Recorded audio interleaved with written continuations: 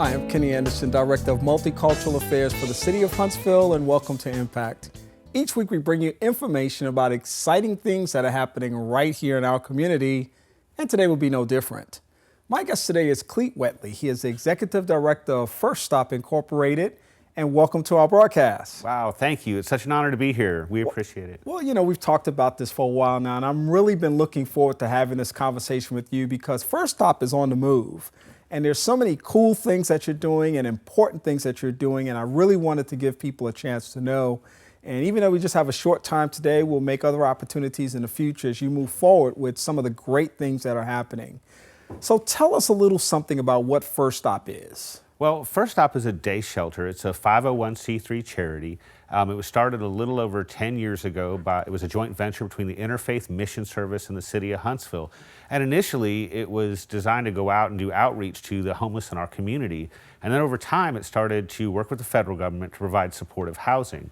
We're starting to take the organization kind of into a new direction, and part of it is because of our mission. Our mission really is to empower homeless people, to help them transition from being street homeless to stable and independent living. And so we're excited because about a year ago, myself and the board of directors, we got together and said, what can we do to really make a difference? So we've launched several micro enterprises. One is a community garden that we launched just several months ago. And we built a 550 square foot greenhouse, and we've had so many vegetables I can't even begin to tell you. We've grown tomatoes and squash and cucumbers and okra, and these are all grown by our homeless clients. And now we just sent them to the extension office for learning how to can and preserve these vegetables. So it's just been this amazing thing where we're seeing the homeless becoming empowered in their own recovery. Another micro-enterprise that we launched is called Palatable Alternatives, and you'll have to forgive the pun, but what it is, it's taking pallets and wood and recycling it and turning it into outdoor furniture. And what we're hoping is that with both of these projects that we can create jobs, create that economic mechanism by which people transition from street homelessness to stable and independent living. Yeah, well, you know, you've got these great initiatives that really, some people say that necessity is the mother of invention. Right. And of course, you have a 501c3. You don't have, and forgive me for saying this, you don't have a sexy 501c3. You know, no. The issue of homelessness is not something that people just automatically gravitate around and embrace, even though there's a strong commitment to those kinds of initiatives wherever you go. And our city, of course, is one of those places where that happens. But it's a struggle. And the reality is that it's tough to be out there doing the work that you're doing. And you've got barriers out there that you're constantly trying to adjust to and address and meet the needs of individuals who have real needs. Just talk a little bit about that challenge that you face. Sure. Well, the homeless population is diverse. We have everybody from middle-class people that have never been homeless before, that suddenly can't pay their mortgage, lose their job, and they come to First Stop and they've never accessed social services in their life. And oftentimes those people transition very quickly back into mainstream society.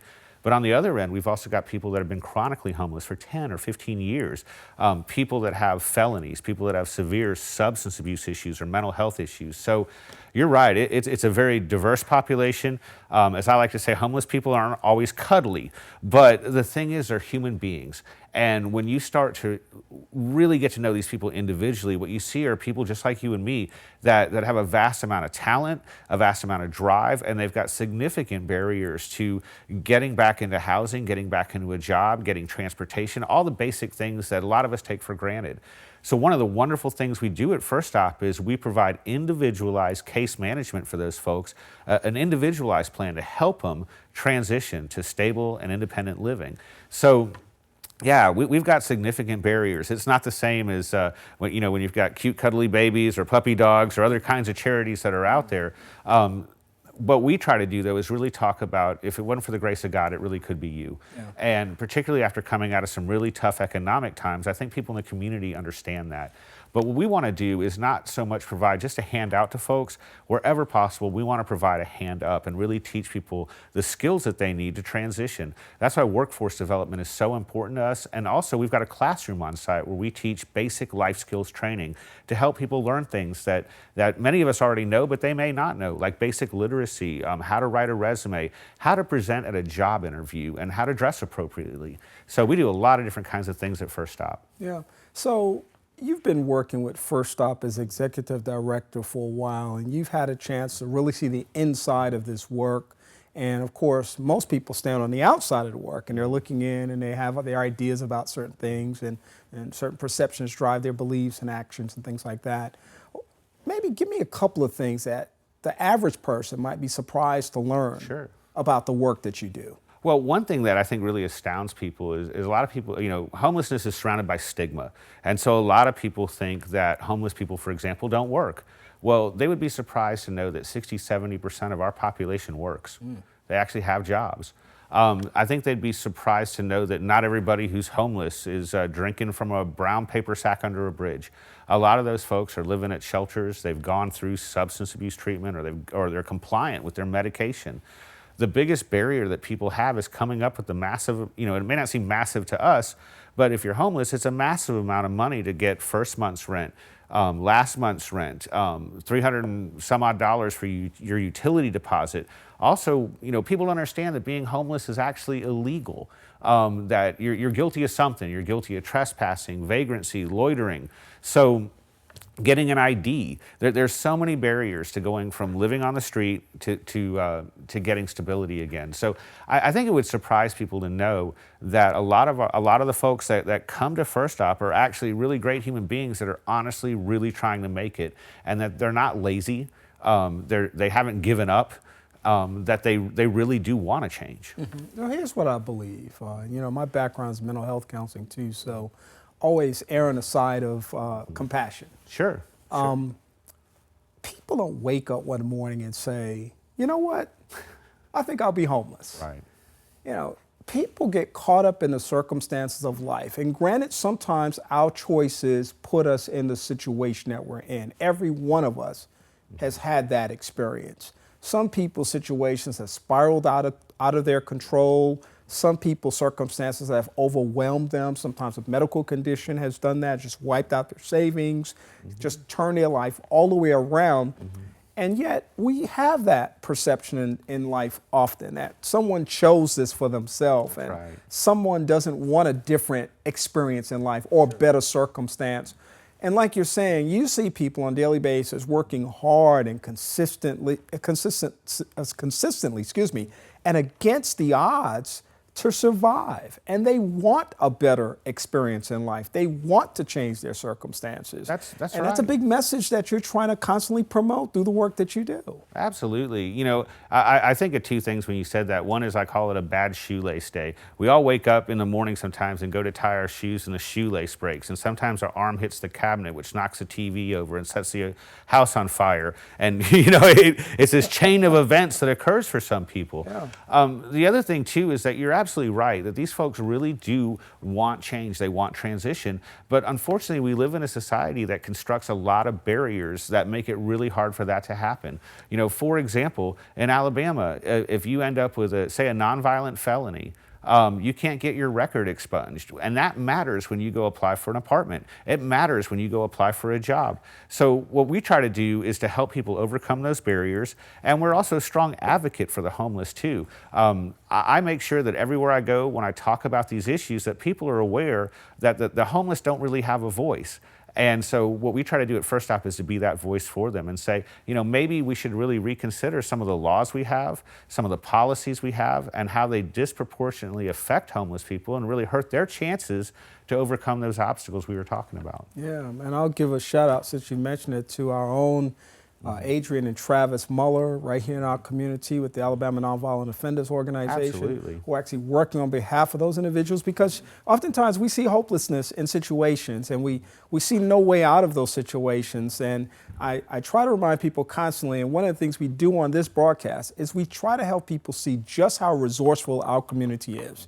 if you have a problem, if you have a need, there's an answer somewhere. Somebody's either working on that answer, somebody has perfected the process of resolving that situation, and really oftentimes it's a matter of just becoming aware of what the resources are that are out there. And of course, First Stop is one of those resources that are out there constantly moving this process forward. I think that we would both be remiss if we didn't give a shout out to the great board of directors that helps to drive this train, and the volunteers out there that give their time. And I think that anytime we start talking about the commitment to making something happen, it's important to think about how those things are important assets as well, and working to construct the right board and move that process forward is one of your goals, I know, and working to align yourself with the right agencies and the right volunteers and institutions in our community and the city government. The partnership process is important to your success as well. Absolutely, and First Stop partners with a wide variety of organizations. You know, one of our great friends is Jessica Rashi over at Crisis Services. They are literally this touchstone to every other agency. But you're right, it's not only city government and our county commission and our legislative office. All these different players come together, but it's also AIDB, the Alabama Institute for Deaf and Blind. It's Wellstone Behavioral Health Center. It's the interns that come from my alma mater, Alabama A&M University, and also from ITT Tech. Nursing students come. So again, we touch so many different people and places in the community, and that's what's wonderful about First Stop is that it is a community effort. And what we want to do is really make a difference. That for over a decade, everybody every couple of years says, we're going to end homelessness in 2 years or 3 years, and these are noble goals, but we haven't seen the needle move much. I think that as my board of directors, along with other community leaders, we've all gotten together and said, what can we really do to move this needle? And I think the way that we can do it really is through empowering people, through knowledge, through skills, giving them, again, that economic mechanism to transition. And that's the new direction that First Stop's going in, and I think it's resonating throughout the community. And I think it's also a way for people in the community that aren't really familiar with working with nonprofits or charities to actually now start to get involved. I'll be honest, I've never run a micro enterprise before. It's new to me. And so I've been reaching out to business people in the community and asking for their expert advice and how we make this thing work. So this is another opportunity for people to get involved and do something that's innovative and do something that's different. And I think you hit on something there, especially innovation, I think, is a big part of the key to moving that needle that you were referencing earlier, and thinking outside the box, declaring that it's, the days of business as usual are over, that we've got to try new things. We've got to align ourselves with partners that have vision and innovative techniques and ideas. And we think about resources sometimes, and the idea that oftentimes people stop when they think about money, but resources go well beyond the financial commitment that is necessary and essential and needed, but there are also other ways that people can really partner in terms of making something a success, and you're always interested in those things as well. Absolutely. It's funny, you wouldn't think that an organization that helps the homeless would have like a strong partnership with Huntsville Utilities, but we do. They actually came out, and they're the ones that give us the spools that we use to create rocking chairs out of. North Alabama Food Bank drops off the pallets that they have to dispose of otherwise, and we're turning that into furniture. So all these partnerships come from places where you don't even really expect them. And I think that says a lot about our city. One of the things I love about city is that we signed off on the charter to be a compassionate city, and that really speaks to what we do with the homelessness community. Rather than shut our doors to them, what we're really trying to do is help these folks that really need the most amount of help move forward and become independent. And that requires all of us. I mean, it really does take everybody in the city working together. So we got about a minute left. So tell us how people can get more information about First Stop and maybe contact you if they're interested in learning more about your services or maybe even being a part of what you're doing. The best thing to do is actually come by our facility. Come by 206 Stoke Street. If you come by, ask for Clete. I've got hot coffee always, so you can come in, I'll get you a cup of coffee, and I'll give you a tour and show you the great things we're doing at First Stop. But if you can't come by, go to our website. It's firststop.org, and you can learn a lot about our organization there. We're also on Twitter. We are also on Facebook, and There's lots of information on our website. It talks about our community garden. It talks about our palatable alternatives furniture building project, but also it talks about the thing that we do best, actually, and that's intensive and individualized case management for our homeless. And so I've just got the best staff and the best board. I've got a lot of support. So they make me look great and brilliant, but I'm really not. These folks are the ones doing the hard work and driving this. But the best way to really understand what we do is just to come out and visit. And I think it gives you a better understanding that the homeless aren't faceless, that they're real people, they're really trying, they're not sitting around all day watching TV, not doing anything. These folks are busy. We spend a lot of money on transportation, getting folks to job interviews, to all their different appointments and things like that. And I think when you come by the facility, what you see is a dynamic facility. Clete Wetli, Executive Director of First Stop. Thanks for coming today and letting us know what's going on. And come back and see us again sometime and just kind of share with us about how things are coming. I sure will. Thank you for having me. All right. I want to thank you for being a part of our broadcast today, and we hope that you've learned a lot about this great organization that is making a difference right here in our city. We try from time to time to expand people's awareness and understanding of a community that I've grown to understand is a very resourceful community and has all of the things necessary for us to be the great people that we have been designed to be. I hope that you'll join us for our next edition of the broadcast. In the meantime, as always, have a good day.